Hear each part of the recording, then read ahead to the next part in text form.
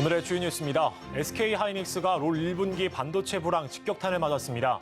다만 업계 전체에도는 감산 기조에 하반기부터 업황이 나아질 것이라는 전망이 나옵니다.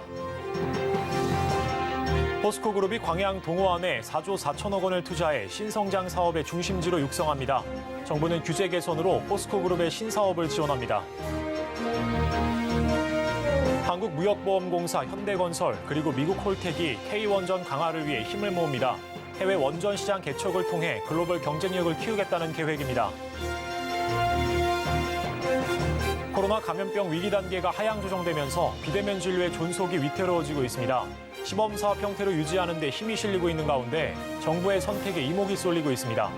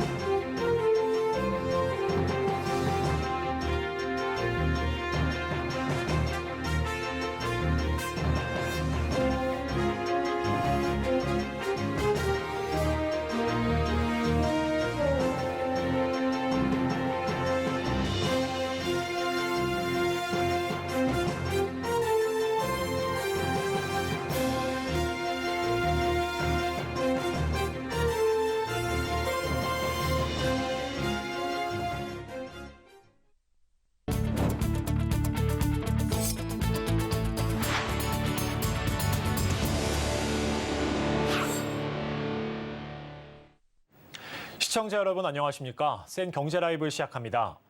SK하이닉스가 올해 1분기 역대 최악의 성적표를 받아들었습니다. 메모리 수요가 지속적으로 낮아진 탓인데요. 이런 상황에서도 DDR5에 집중해 경쟁력을 강화한다는 계획입니다. 윤혜림 기자입니다. SK하이닉스가 올 1분기 매출액 5조 881억 원, 영업손실 3조 4,023억 원의 실적을 내놨습니다. 매출은 지난해 같은 달 대비 58% 줄었고 영업이익은 적자 전환했습니다. SK하이닉스는 지난해 4분기 1조 8천억 원의 영업손실에 이어 2분기 연속으로 적자를 기록한 것입니다. 특히 영업손실 규모가 3조 원을 넘어선 건 이번이 처음입니다. 메모리 반도체 다운턴 상황이 1분기에도 지속되며 수요 부진과 제품 가격 하락 추세가 이어졌기 때문이란 분석입니다.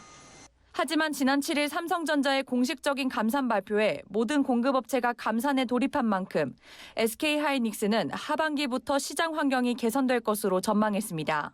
또 최근 챗GPT 같은 거대 언어 모델 경쟁으로 인해 고용량 메모리 수요가 늘고 있어 올해 DDR5, HBM과 같은 고성능 D램 제품에 집중하겠다는 계획입니다. 올해 중에는 재고 정상화가 이루어질 것으로 기대됩니다. 1A 나노미터 기반의 DDR5 풀 라인업상의 우위와 HBM 시장에서의 압도적 점유율과 제품 경쟁력을 통해 선도적 입지를 지속적으로 강화해 나가겠습니다. 특히 SK하이닉스는 올해 중반부터 차세대 제품인 1B 나노미터 D램과 238단 낸드 양산 준비를 완료할 전망입니다. 이날 김인호 부사장은 불황기 골이 깊었던 만큼 호황기의 개선폭도 클 것으로 기대하고 있어 차세대 제품을 통해 내년 수요 증가에 대응할 것이라고 밝혔습니다. 서울경제TV 윤혜림입니다. 포스코그룹이 전남 광양 동호안에 4조 4천억 원을 투자하며 신사업에 박차를 가합니다. 한덕수 국무총리가 현장을 찾아 과감한 규제 혁신을 약속한 만큼 포스코그룹의 미래 성장성에 청신호가 켜졌는데요. 성나균 기자의 보도입니다. 포스코그룹이 정부 지원에 힘입어 신사업 추진에 속도를 낼 전망입니다. 한덕수 국무총리는 지난 19일 포스코 광양제철소와 포스코그룹이 신사업 추진을 검토 중인 동호안 부지를 방문했습니다. 이원재 국토교통부 1차관, 문금주 전라남도 행정부지사, 정인화 광양시장 등 관계 부처와 지자체에서도 핵심 인물들이 참석해 동호안 개발 규제 개선에 대해 의견을 나눴습니다. 광양 동호안 부지는 제철소와 동쪽 해상에 위치한 공작물인 동호안 사이의 바다를 매립한 것으로 약 230만 평에 달합니다. 하지만 현행 법령상 해당 부지에는 제철 관련 업종만 들어올 수 있어 정부 차원의 규제 혁신이 필요하다는 의견이 제기되었습니다. 이날 포스코는 관련 시행령 보완을 건의하는 한편 투자 계획에 차질이 없도록 관계기관의 유기적이고 적극적인 협조를 요청했습니다. 포스코는 이 부지를 활용, 대규모 투자를 통해 2차 전지 소재 및 수소 생산 등 신성장 산업 부문을 육성하는 데 집중한다는 보관입니다. 기업들이 열심히 열정을 다해서 일하기 위해서 정부를 앞장서서 규제를 혁신해주고 총리님을 비롯해서 정부 관계자 여러분들께 진심으로 감사드립니다. 한덕수 국무총리는 동호안 부지를 현장 점검하고 산업계 애로사항을 청취한 뒤에 현행 제도 개선에 대해 긍정적으로 검토하겠다는 방침입니다. 새로운 도전을 하고 많은 또 고용을 창출하는 그런 프로젝트에 정부로서도 최대한 포스코가 편안하게 이 일을 추진할 수 있도록 그렇게 적극적으로 지원하도록 하겠습니다. 정부의 적극적인 지지를 받은 포스코 그룹은 향후 10년간 동호안 부지에 약 4조 4천억 원을 투자한다는 계획입니다. 기존 철강과 국가 첨단 산업 간 시너지를 극대화하면서도 철강, 2차 전지 소재, 수소, 에너지 등 7대 핵심 산업을 키워 친환경 미래 소재 대표 기업으로 거듭나겠다는 계획입니다. 이는 전남 지역에 단행된 최대 규모의 민간 투자입니다. 포스코 경영연구원은 이번 투자로 생산 유발 효과 약 3조 6천억 원, 부가가치 유발 효과 1조 3천억 원, 취업 유발 효과 연간 9천여 명이 될 것으로 추정하고 있습니다. 최정우 포스코 회장은 지난 1월 신년사를 통해 친환경 미래 소재 분야에서 본격적 시장 확대와 공급망 재편의 기회를 활용해 성장 투자를 가속화하고 밸류체인을 강화함으로써 경쟁 우위를 극대화하겠다고 밝힌 바 있습니다. 포스코는 이 밖에도 지방 경제 활성화를 위해 지속적으로 투자를 확대하는 등 기업 시민으로서 역할에 앞장서겠다는 방침입니다. 서울경제TV 성낙윤입니다. 한국무역보험공사가 한미 원자력 기업들과 MOU를 맺고 우리 기업의 차세대 원전 산업 경쟁력 강화를 지원하고 나섰습니다. 한국과 미국이 원팀을 꾸려 K원전 세계화에 나서는데요. 김효진 기자입니다. 한국무역보험공사가 미국 홀텍 인터내셔널, 현대건설과 손잡고 금융 지원을 통해 원전 산업 협력 힘보태기에 나섭니다. 이들은 윤석열 대통령의 미국 국빈 방문을 계기로 현지 시간 25일 워싱턴에서 한미 첨단 산업 청정 에너지 파트너십 행사에서 업무 협약을 맺었습니다. 무보는 현대건설 발주처가 자금을 조달할 때 중장기 수출보험으로 지급을 보증해 현대건설 수주 사업에 추진력을 더한다는 방침입니다. 한미동맹 70주년을 맞아 양국의 원전 산업을 선도하는 기업들과 함께 수출을 추진하게 된 것을 의미 있게 생각합니다. 무역보험공사는 원전과 같은 새로운 수출 산업에 대해 적극적이고 선제적인 지원 체계를 만들어 나가겠습니다. 현대건설은 홀텍과의 기술 협력을 바탕으로 미국 소형 모듈 원전 사업에 진출할 수 있을 것으로 기대됩니다. 홀텍은 소형 모듈 원전 SMR의 자체 개발 모델과 원전 해체 등 다양한 원전 관련 기술을 보유한 미국의 원자력 밸류체인 기업입니다. 세 기업은 이번 업무 협약으로 차세대 원전 산업 관련 프로젝트를 공동 발굴하고 사업 정보 교류에 나섭니다. 무보는 전날 미국 수출입은행과 원전 산업 공동 지원 방안을 논의하는 등 앞으로 우리 기업의 차세대 원전 산업 경쟁력 강화를 돕고 미국, 영국, 체코, 인도네시아 등 해외 원전 시장 개척을 위한 지원 체계를 구축해 나간다는 계획입니다. 서울경제TV 김유진입니다. SG증권발 매물폭탄 공포와 신용 축소에 따른 반대 매매까지 불거지며 국내 증시가 연일 하락세를 기록하고 있습니다. 하지만 이런 하락장 속에서도 호실적을 바탕으로 효자 노릇을 톡톡히 하는 업종이 있습니다. 최민정 기자가 알아봤습니다. 고공행진을 이어가던 코스피가 5거래일 연속 하락세를 기록하고 있습니다. 코스피는 일주일 사이 3% 넘게 하락했고 코스닥 지수는 9% 가까이 추락하며 상황이 더 심각합니다. 반면 하락장 속에서도 자동차와 엔터주는 매력도를 높이고 있습니다. 특히 현대차와 기아가 각각 1분기 사상 최대 영업이익을 달성하며 자동차주 강세를 주도하고 있습니다. 지난주와 비교해 현대차와 기아는 각각 2.75%, 1.42% 올랐습니다. 이에 증권가에서도 현대차의 몸값을 높이고 있습니다. 실제 IBK 투자증권, 메리츠증권, 키움증권 등 9곳의 증권사들은 현대차의 목표 주가를 상향 조정했습니다.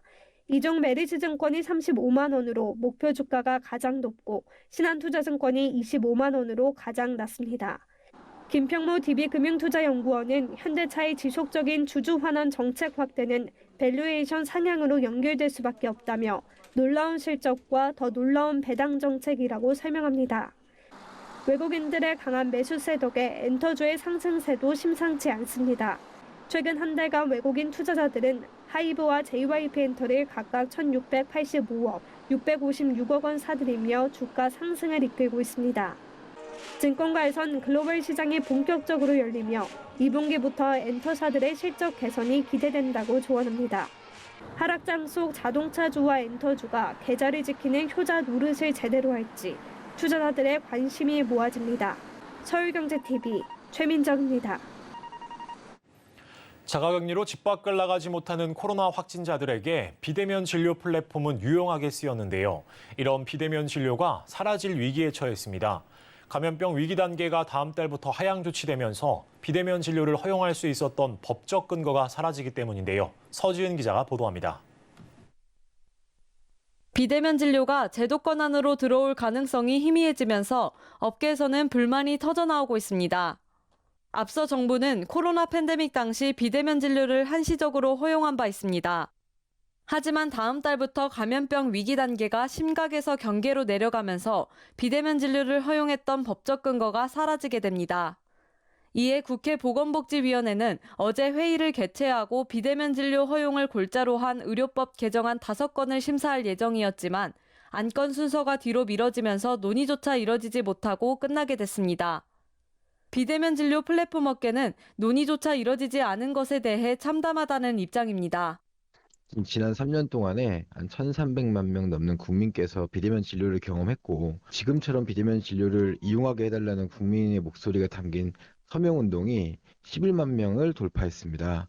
근데 국회에서 법안 소위에서 논의조차 되지 않은 상황에 아쉬움과 참담함을 느끼고요.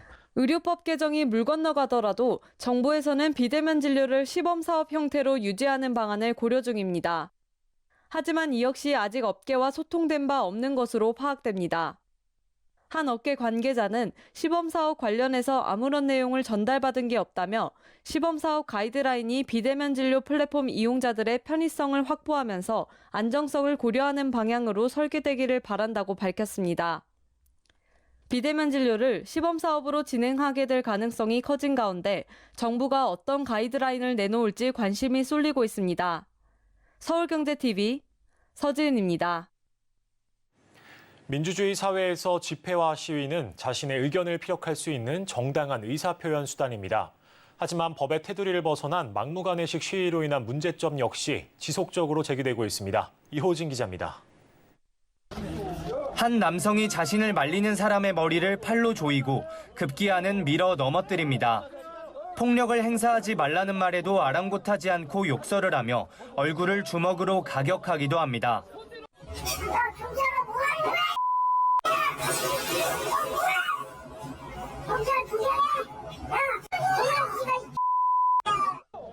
지난 24일 있었던 쿠팡 노동조합 결성 창립대회 시위 현장입니다.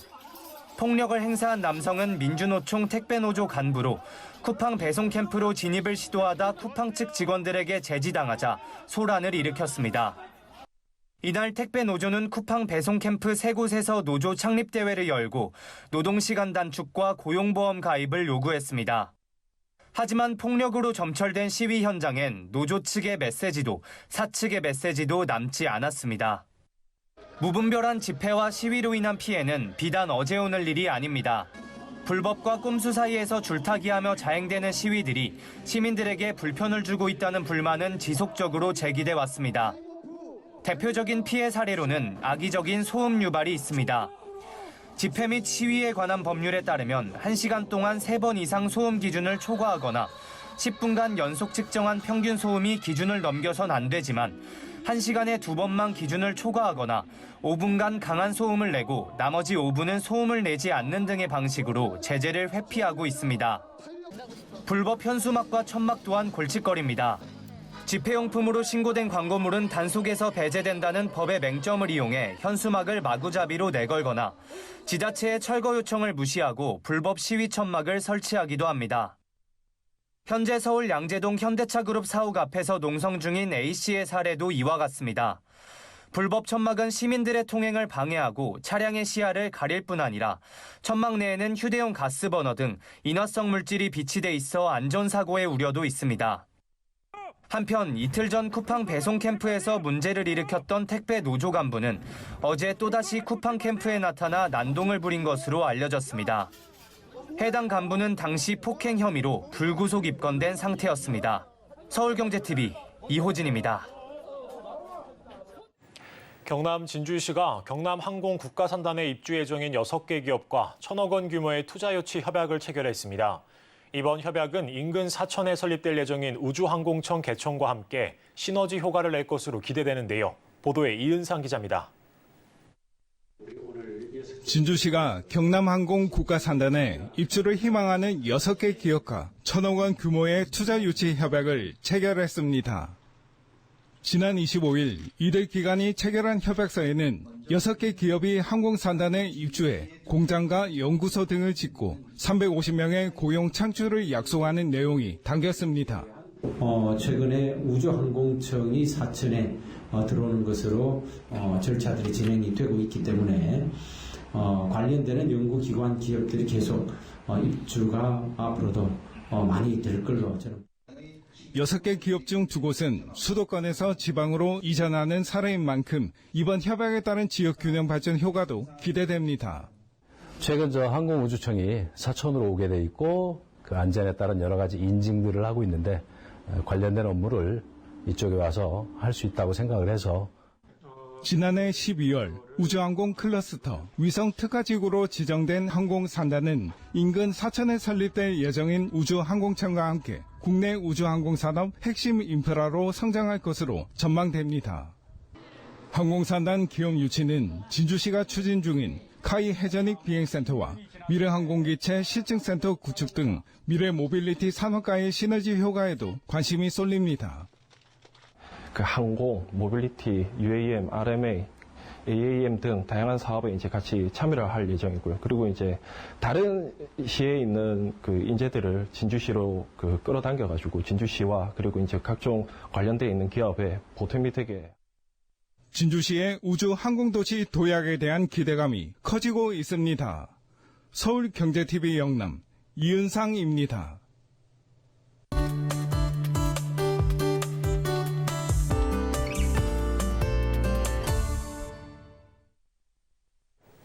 환경부가 최근 대한민국 기후변화 적응 보고서를 발간했는데요. 올해 3월 말에 유엔 기후변화 협약 사무국에 제출한 보고서를 국문과 영문본 책자로 발간한 것이라고 합니다. 이 보고서의 내용은 무엇이며 보고서 중에 나와 있는 기후변화의 영향은 어떤지에 대해 알아보도록 하겠습니다. 오늘도 K웨더 반기성 센터 양님 나왔습니다. 안녕하십니까? 네, 안녕하세요. 네, 이번 보고서 우리나라 정부가 국제사회에 제출하는 첫 번째 보고서라고 하는데요. 보고서를 제출한 이유가 있습니까? 이번에 발간한 기후변화 적응 보고서 같은 경우에는 2015년 합의되었던 파리협정에 근거를 해서 유엔 기후변화 협약 사무국이 각 당사국마다 적응 보고서 제출을 권고함에 따라서 올해 3월 16일이었죠. 2050 탄소중립 녹색성장위원회 심의를 거쳐서 제출된 보고서입니다. 영국이나 호주 등 50개 국가에서 적응 보고서가 제출됐는데요. 예. 기후변화 적응에 대한 우리나라가 국제사회에 제출하는 첫 번째 보고서이고요. 유엔 기후변화 협약 3국에서 전 세계 기후변화 대응 추진 현황을 점검하는 전 지구적 이행 점검의 기본 자료로 활용됨과 동시에 우리나라의 기후변화 적응 정책과 이를 위한 법, 조직 등 제도적 기반을 국제사회에 알리는 기회로 활용될 예정이라고 합니다.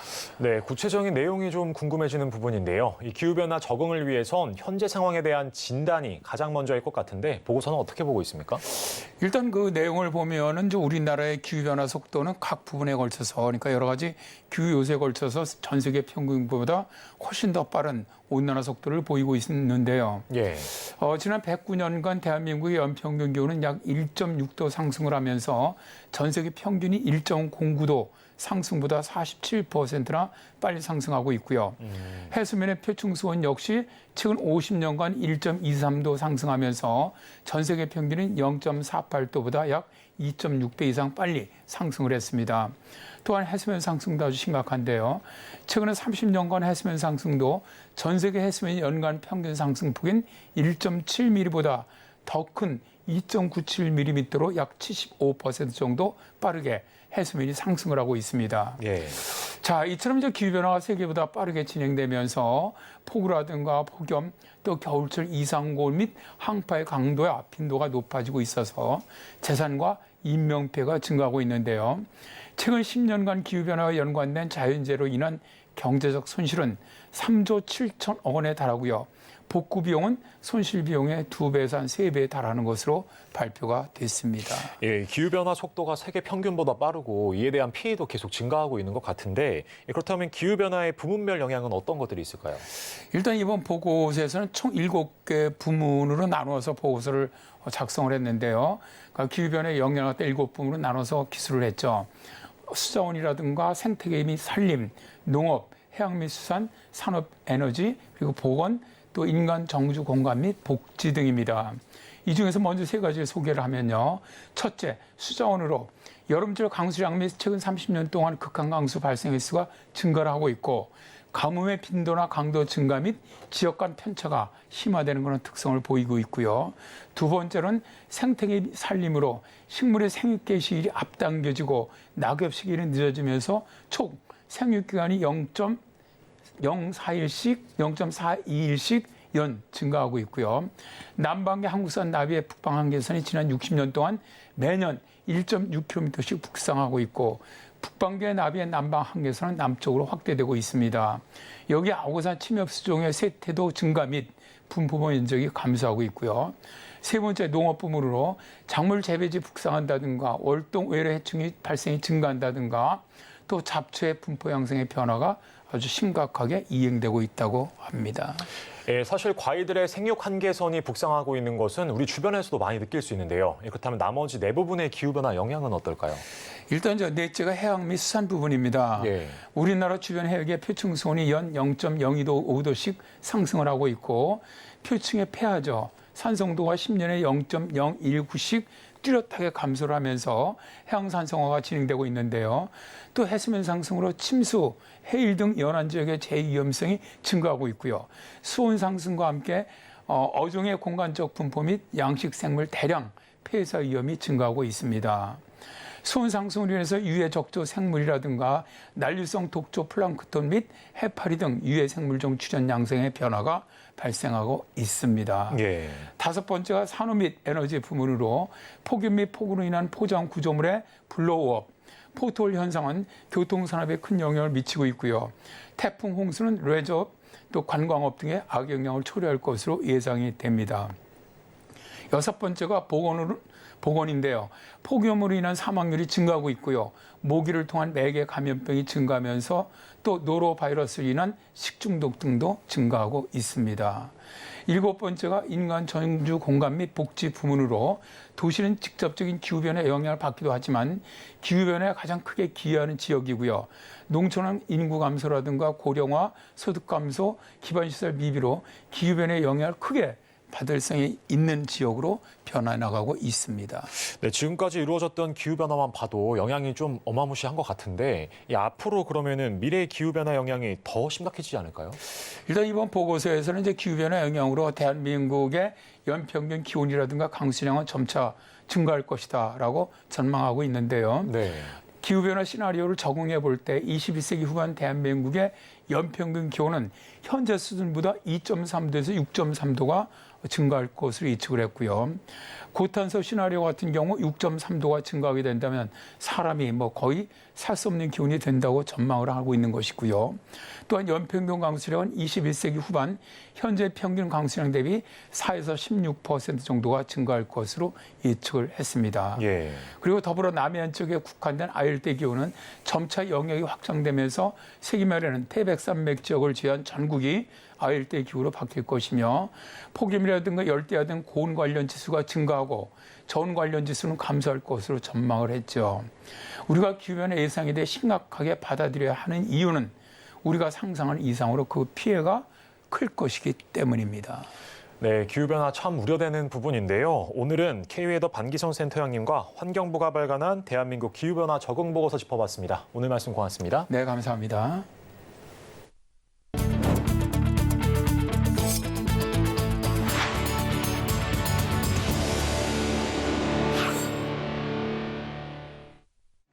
이상으로 센 경제 라이브를 마치겠습니다. 오늘도 함께해 주신 여러분 고맙습니다.